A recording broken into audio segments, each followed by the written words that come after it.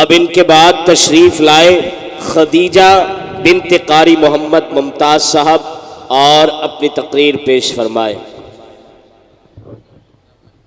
رحمت اللہ وبرکاتہ، نحمده ونصلی علی رسوله الکریم، اما بعد فاعوذ باللہ من الشیطان الرجیم، بسم اللہ الرحمن الرحیم، وَلَقَدْ أَرْسَلْنَا رُسُلًا مِّن قَبْلِكَ وَجَعَلْنَا لَهُمْ أَزْوَاجًا وَذُرِّيَّةً۔ معزز سامعین کرام اور حاضرین جلسہ، آج کی اس محفل میں مجھے جس عنوان پر لب کشائی کرنے کا موقع ملا ہے وہ ہے شادی کی رسومات اور فضول خرچی۔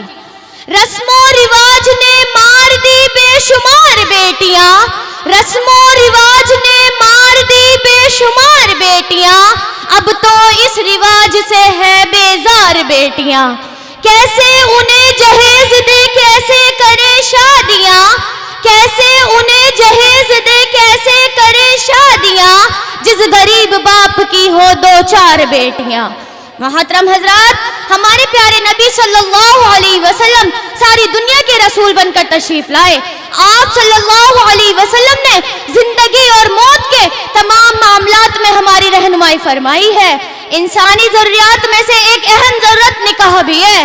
اسلام نے نکاح اور شادی شدہ زندگی کے تمام احکام بھی بیان فرمائے، بلکہ اسے عبادت اور ایمان کی حفاظت کا ایک بہترین ذریعہ قرار دیا ہے۔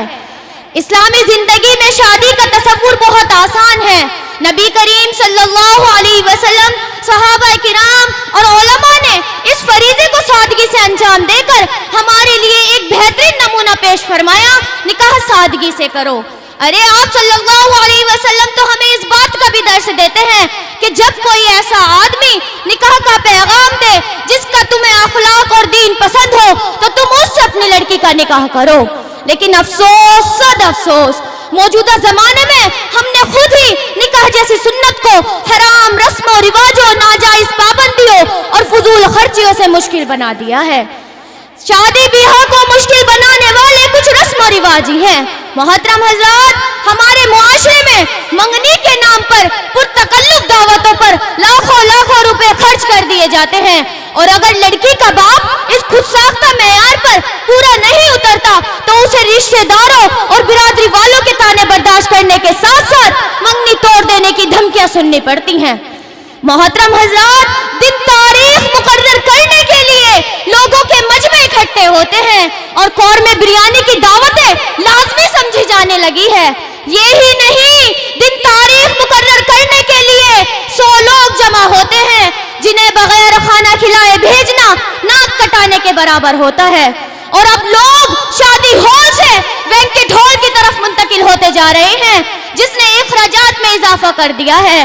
معزز سامعین کرام، براتیوں کی تعداد تو اللہ اکبر، لڑکی کے باپ کی حیثیت نہ ہونے کے باوجود بھی ہزاروں کی تعداد میں براتیوں کو لے کر شادی ہال میں لے جایا جاتا ہے۔ ارے مسلمانوں، سن لو، نکاح کے لیے تعداد کی ضرورت نہیں ہے۔ نکاح تو 5 لوگوں میں بھی پڑھایا جا سکتا ہے۔ نکاح کے لیے ضروری ہے دلہا، دلہن، مولوی اور 2 گواہوں کا ہونا۔ نکاح کے لیے ضروری نہیں دلہے کے دوستوں کا ہونا۔ نکاح کے لیے ضروری نہیں پڑوسیوں کا ہونا۔ نکاح کے لیے ضروری نہیں رشتہ داروں کا ہونا۔ نکاح کے لیے ضروری ہے صرف 5 لوگوں کا ہونا۔ محترم حضرات، ان سب رسموں کے بعد بیہودہ رسمیں جیسے جوتا چرائی، رستہ رکائی سے دلہے کی جیب صفائی کی جاتی ہے، اور یہ حقیقت بھی کسی سے پوشیدہ نہیں ہے۔ ان سب رسموں میں فضول خرچوں کے ساتھ ساتھ جس طرح شرم و حیا کا خون کیا جاتا ہے، اللہ اکبر، ایک ہی اسٹیج پر لا کر دلہا دلہن کو بٹھا دینا، مجھے بتاؤ تو صحیح، کیا اسلام نے اس کی اجازت دی ہے؟ نکاح ہو گیا تو دلہا اپنی دلہن کو دیکھ سکتا ہے، لیکن اس کا نکاح پورے محلے کے ساتھ نہیں ہوا کہ تیرے دوست بھی دیکھیں، تیرے رشتہ دار بھی دیکھیں، تیرے پڑوسی بھی دیکھیں، تیرے ساتھ کام کرنے والے بھی دیکھیں۔ ارے مجھے بتاؤ تو صحیح، کیا اس کا نکاح سب کے ساتھ ہوا ہے جو وہ سب کے لیے محرم ہو گئی؟ بے پردہ سب کے سامنے اس کو لا کر کھڑا کر دیا گیا۔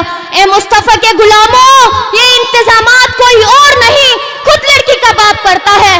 میں کہتی ہوں کہ لڑکی والوں کو لڑکے والوں سے ڈیمانڈ کرنی چاہیے کہ ہم نے تمہاری ہر خواہش کو پورا کیا۔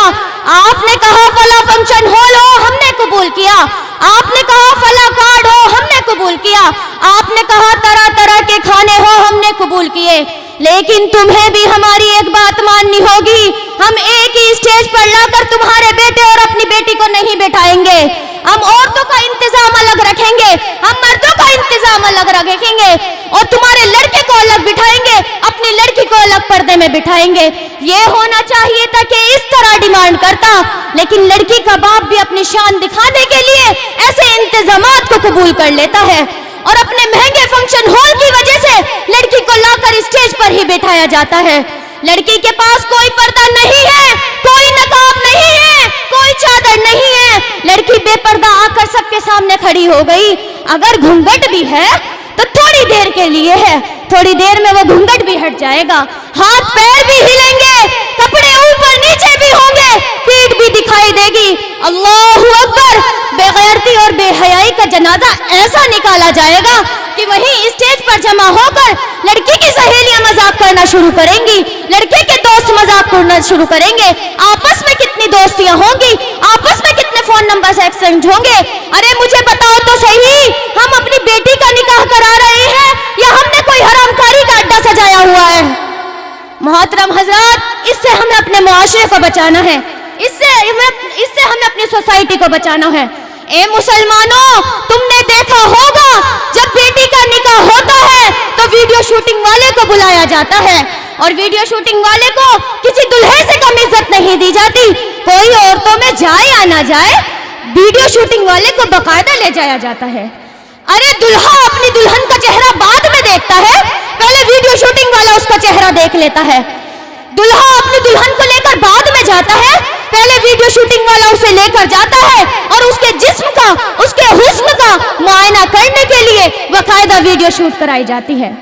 یہ ہر کوئی دیکھتا ہے، لیکن کسی کی زبان نہیں کھلتی کہ روک دے، لڑکی خاموش شری ہے۔ ویڈیو والے نے کہا گھونگھٹ اٹھا دو تو لڑکی نے گھونگھٹ اٹھا دیا، ویڈیو والے نے کہا گھونگھٹ ڈال لو تو لڑکی نے گھونگھٹ ڈال لیا۔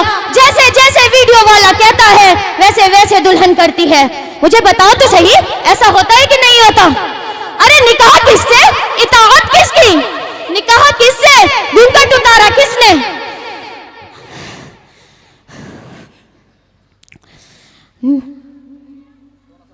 ارے فضول خرچی کرنے والوں، بےہودہ رسموں کو ضروری ماننے والوں، ذرا اس غریب کی بیٹی کی طرف غور کرو جس نے اپنی پوری زندگی کی کمائی اپنی بیٹی کا جہیز اکٹھا کرنے میں لگا دیا، لیکن تمہاری فضول رسموں اور فضول خرچوں کے چکر میں اس بیٹی کا نکاح ہونا دشوار ہو گیا ہے۔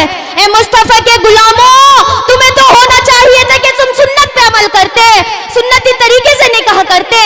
آخر میں یہی کہوں گی کہ اللہ تعالیٰ مجھے اور آپ کو سنتی طریقے سے نکاح کرنے والا بنا دے، آمین۔